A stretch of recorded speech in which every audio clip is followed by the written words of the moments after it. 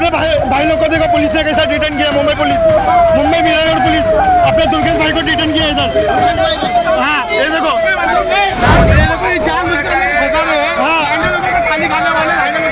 हमको पुलिस वाले मार रहे थे, पुलिस वाले लोग अपने हिंदू भाई लोग को मार रहे। मीरा रोड में हम लोग गरबा से लांडिया लोग को पकड़ के दे रहे थे, ये पुलिस वाले लोग हम लोग को मार रहे। हमारे भाई का गला घुटा के उसको गाली दे रहे।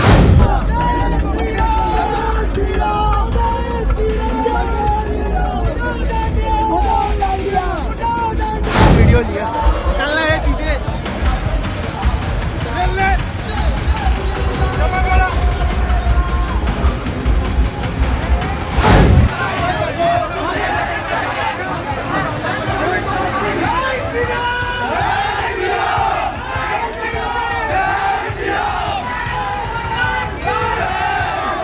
दोस्तों, दुर्गा पूजा पंडाल और गरबा की आड़ में हिंदू मुसलमान के बीच नफरत की खाई पैदा करने का ऐसा गंदा खेल इसी देश के कुछ संगठन, कुछ नफरती चिंटू ऐसा कर रहे हैं, जिसके बाद ये कहा जाने लगा है कि अब इस पर लगाम लग जानी बहुत जरूरी है।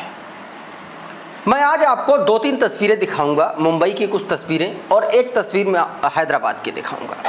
लेकिन उन तस्वीरों के पीछे का सच मैं आपको बताऊं उससे पहले मैं बताता हूं कि पुलिस का काम क्या होना चाहिए, जो मुंबई पुलिस ने दिखाया करके उसके बारे में मैं आपको बताऊंगा। दरअसल मीरा रोड की ये तस्वीरें सबसे पहले देखिए। इस व्यक्ति को बजरंग दल के गुंडों ने पकड़ा था।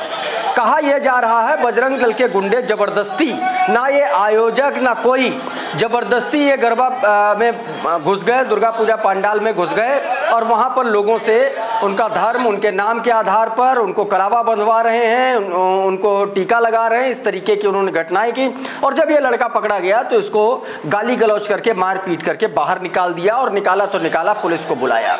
लेकिन जब पुलिस आई और पुलिस ने वहां पर सारी जांच पड़ताल की, छानबीन की, तो समझ में कुछ और आया।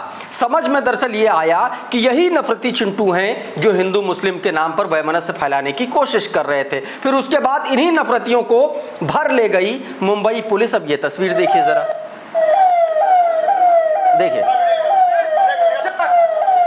तमाम सारे लोग थे, एक एक करके सबको उठा ले गई। ये देखिए, इसको हिरासत में लिया और उसके बाद लगे चिल्लाने, कहने लगे कि हम ही ने शिकायत की और हम ही को पुलिस उठा करके ले गई। सबसे बड़ा सवाल ये है कि आप क्या कर रहे थे और आपने क्या किया, इसका भी तो काम देखेगी पुलिस। एक और वीडियो मैं आपको दिखाता हूँ, ये देखिए जरा, ये देखिए, ये पुलिस वहाँ पर आई उस वक्त का है, सुनिए जरा इसको। मीरा रोड में हम लोग गरबा से लांडिया लोग को पकड़ के दे रहे थे, ये पुलिस वाले लोग हम लोग को मार रहे। हमारे भाई का गला घुटा के उसको गाली दे रहे। इसका गला दबा दिया हमारे। साहब ये कह रहे हैं कि इनके भाई का गला घोटा गया, हम ही ने गरबा से, डांडिया से लोगों को पकड़ पकड़ के भगा रहे थे, भेज रहे थे और इन्होंने खुद ये आदमी बता रहा है कि इसने गलत काम किया और उसके बाद पुलिस ने एक्शन लिया है। लेकिन बस वही बात है कि जाहिलियत के आगे इन लोगों को और कुछ सूझता कहाँ है। एक और वीडियोस का देखिए जरा, ये देखिए। उसके बाद जय श्री राम के नारे लगाने, कुछ भी गलत काम करेंगे उसके बाद जय श्री राम के नारे लगा करके ये अपने आप को छिपाने की कोशिश करते जय श्री राम के पीछे। देखिए जरा, मैं यकीन के साथ कह सकता हूं कि इन लोगों को पता भी नहीं होगा इसका मतलब क्या है जिसके ये नारे लगा रहे हैं। अब एक और तस्वीर मैं आपको दिखाता हूं, तस्वीर हैदराबाद की। हैदराबाद में गरबा में, दुर्गा पूजा पंडाल और गरबा में कुछ अचानक से बजरंग दल के गुंडे घुस गए और उन्होंने वहाँ पर मुसलमानों को पकड़ना और उनको आइडेंटिफिकेशन उनका शुरू कर दिया, उनकी जांच पड़ताल शुरू कर दी। पता नहीं, मुझे नहीं पता कि इनको किसने अथॉरिटी दी। जरा ये तस्वीरें देखिए, ये तस्वीरें देखिए जरा, ये तस्वीरें दरअसल उस दौरान की हैं जब पुलिस वाले आए और देखिए किस तरीके से उनको उठा के लेके जाया जा रहा है। जो वहाँ पर इन लोगों ने पकड़े, जिन मुसलमान युवकों को पकड़ा गया, ऐसा बताया गया। मेघ अपडेट नाम का ट्विटर हैंडल है, उसने ये बताया। लेकिन इस घटना के बाद पुलिस ने जब जांच पड़ताल की, जो आयोजक थे इस कार्यक्रम के, उन्होंने शिकायत की और उस शिकायत के आधार पर बजरंग दल के गुंडों को हिरासत में लिया गया, इनको पकड़ा गया। मेघ अपडेट नाम का ट्विटर हैंडल है, उसने जो ट्वीट किया वो आपकी स्क्रीन पर है। इसमें बताया गया कि Bajrang Dal caught non Hindus in Dandiya event in Hyderabad, handed them to authorities while accusing organizer of commercialization of Hindu event. Instead, Bajrang Dal activists were reportedly detained by police. साफ तौर पर यह आरोप लगाया गया आयोजकों पर। पहले बजरंग दल के इन गुंडों ने आरोप लगाया कि ये गरबा का, दुर्गा पूजा का व्यवसायीकरण कर रहे हैं। उसके नाम पर ये हिंदू मुसलमानों को भी टिकट और पास बांट दे रहे हैं। और उसके बाद जब ये बजरंग दल के लोग पहुंचे, उनको जबरदस्ती गुंडाई करके बाहर निकालना शुरू किया, तो आयोजकों ने साफ साफ बता दिया कि भैया यही लोग गुंडाई कर रहे थे, इनको किसी ने नहीं बुलाया। और उसके बाद ये लोग अरेस्ट किए गए। पूरा मामला दरअसल यही था दोस्तों। उधर मध्य प्रदेश के दमोह में बच्चों से, महिलाओं से, छोटे छोटे बच्चों से शस्त्र पूजा कराई गई। ये तस्वीरें देखिए जरा, देखिए किस तरीके से यहाँ पर पूजा अर्चना चल रही है, हथियारों का पूजा किया जा रहा है। द मुस्लिम नाम का ट्विटर हैंडल है, उसने ये वीडियो जारी किया है अपने ट्विटर हैंडल से। इसमें ये बताया कि मध्य प्रदेश के दमोह हट्टा में विश्व हिंदू परिषद और बजरंग दल ने महाकाल दुर्गा उत्सव समिति के बैनर तले शस्त्र पूजन का आयोजन किया। महिलाओं और बच्चों सहित अन्य प्रतिभागियों ने इस कार्यक्रम के दौरान तलवारों, बंदूकों और अन्य हथियारों की पूजा की। ये साफ तौर पर इसमें बताया गया है दोस्तों। उधर अंजना ओम कश्यप का एक वीडियो, ब्लैक एंड व्हाइट का एक वीडियो फिर से चर्चा में है। चर्चा में ये क्योंकि योगी आदित्यनाथ की सरकार को कवर फायर दे रही हैं, कवर फायर देते हुए रंगे हाथ धर ली गई हैं। और ये बात मैं इसलिए कह रहा हूं क्योंकि इनका कहना है कि बीते 10 सालों में उत्तर प्रदेश में एक भी दंगा नहीं हुआ। पहले मैं आपको दिखा देता हूं कि किस तरीके से सफ़ेद कोट पहन करके, किस तरीके से इन्होंने सफेद झूठ बोला है ऑन स्क्रीन टेलीविजन पर। वो आप देखिए जरा इस वीडियो में। पहले जहां एनडीए ही शासित बिहार में 107 दंगे हुए 2023 में, महाराष्ट्र में 27, झारखंड में 19, कर्नाटक में 18 हुए, मध्य प्रदेश में बीजेपी का शासन है 18, हरियाणा में 11, दिल्ली में 7, तमिलनाडु में 6, गुजरात में 5, राजस्थान में 1, लेकिन उत्तर प्रदेश में एक भी नहीं हुआ। आज योगी मॉडल की इतनी चर्चा इसलिए होती है क्योंकि जिस उत्तर प्रदेश में 24 करोड़ लोग रहते हैं।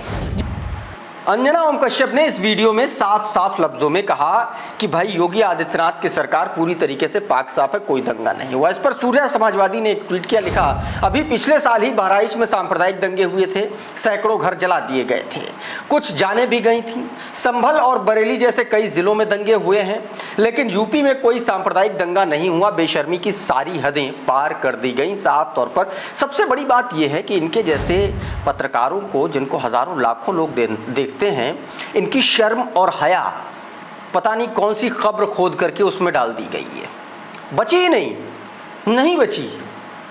क्यों? क्योंकि सीधे तौर पर साफ साफ खुली आंखों से दिख रहा है। लोगों को याद है अभी कि महसी में क्या हुआ था, फर्रुखाबाद में क्या हुआ था, संभल में क्या हुआ था। अब उसका नाम सरकार चाहे जो दे दे। सरकार तो यह भी कह रही थी कोरोना में ऑक्सीजन की कमी से एक मौत नहीं हुई, लेकिन ऐसे हजारों लोग मिल जाएंगे जो बताएंगे कि उनके परिवार वाले किस तरीके से मर गए। तो शब्दों का हेर फेर करने के अगर कवर फायर देने लगे पत्रकार, तो हालात अंजना ओम कश्यप जैसे हो जाएंगे, इसमें कोई दो राय नहीं है दोस्तों। इसका पुख्ता सबूत दिया सूर्या समाजवादी ने। क्या कुछ उन्होंने बताया है वो एक और वीडियो मैं आपको दिखाता हूं। ये जरा देखिए, जरा इनका वीडियो देखिएगा और बगल में किस तरीके से दंगे हुए हैं उत्तर प्रदेश में उन खबरों को भी पढ़िएगा, सुनिए जरा। और आज तक नहीं वो खबरें कवर की हैं और दंगा शब्द का इस्तेमाल किया है, और वही आज तक, उसी आज तक की पत्रकार और प्राइम टाइम शो में वही अंजना ओम कश्यप ये कह रही हैं कि योगी आदित्यनाथ की सरकार में एक भी दंगा नहीं हुआ। गजब स्थिति है, पता नहीं ऐसे लोग कहां से आते हैं। देखिए, तमिलनाडु में 6, गुजरात में 5, राजस्थान में 1, लेकिन उत्तर प्रदेश में एक भी नहीं हुआ। आज योगी मॉडल की इतनी चर्चा इसलिए होती है क्योंकि जिस उत्तर प्रदेश में, देख लीजिए, अपना झूठ, छपा हुआ झूठ पे, अपने ही छपे हुए झूठ पे अपनी झूठ की जिल्द मढ़ रही है महिला एंकर, और आप अब इसकी विश्वसनीयता अपने पैमाने पर परख करके देखिए और जवाब दीजिए। खैर, एक और बड़ी खबर दिखाता हूं। 3 अक्टूबर को जो AIMP all India Muslim personal law board की जो बंद बुलाया था वो कैंसिल कर दिया गया है। 3 अक्टूबर को भारत बंद होना था। वक्फ बोर्ड के जो वक्फ कानूनों के खिलाफ ये बंद बुलाया गया था। ये देखिए NDTV की खबर है। इसको AIMPLB ने अपना बंद जो है वो स्थगित कर दिया गया है।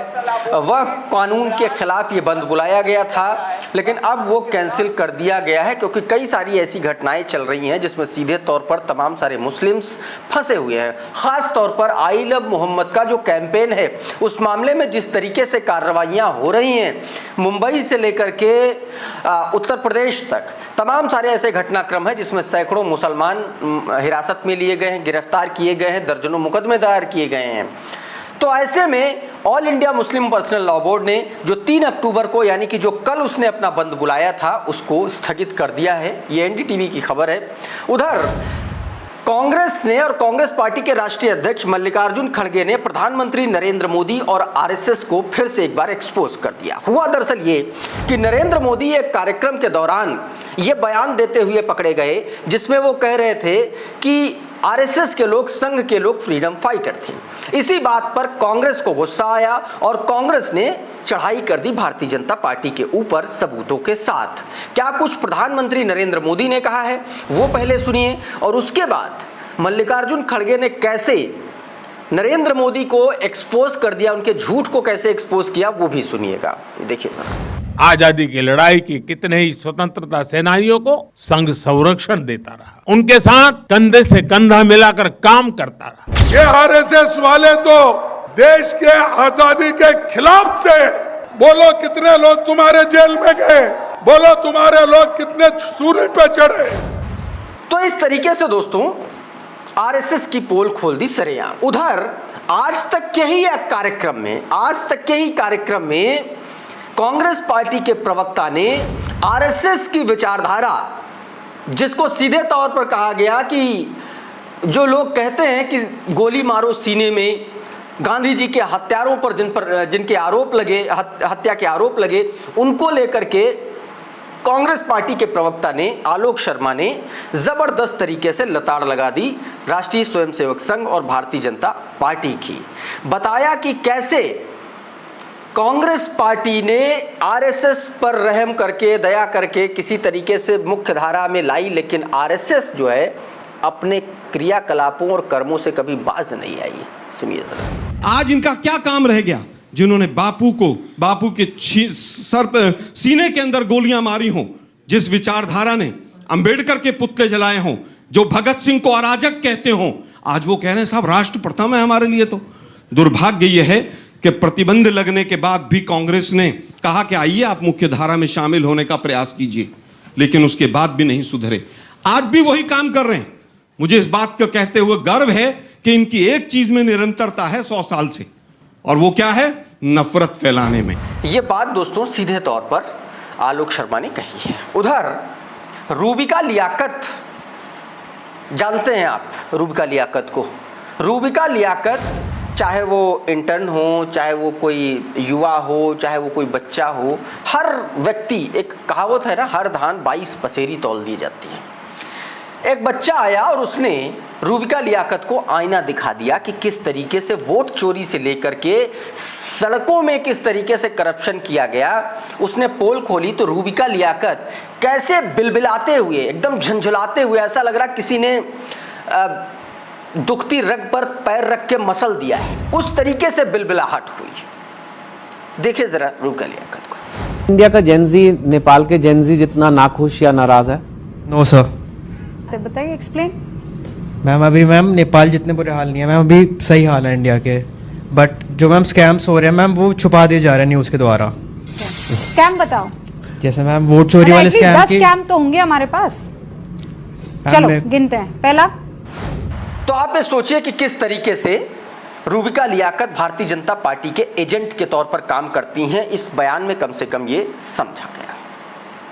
दोस्तों अभी के इस वीडियो में बहरहाल इतना ही। बहुत बहुत शुक्रिया, बहुत बहुत धन्यवाद। आप जुड़े रहिए द लाइव टीवी के साथ। नमस्कार। द लाइव टीवी, सच सबसे आगे।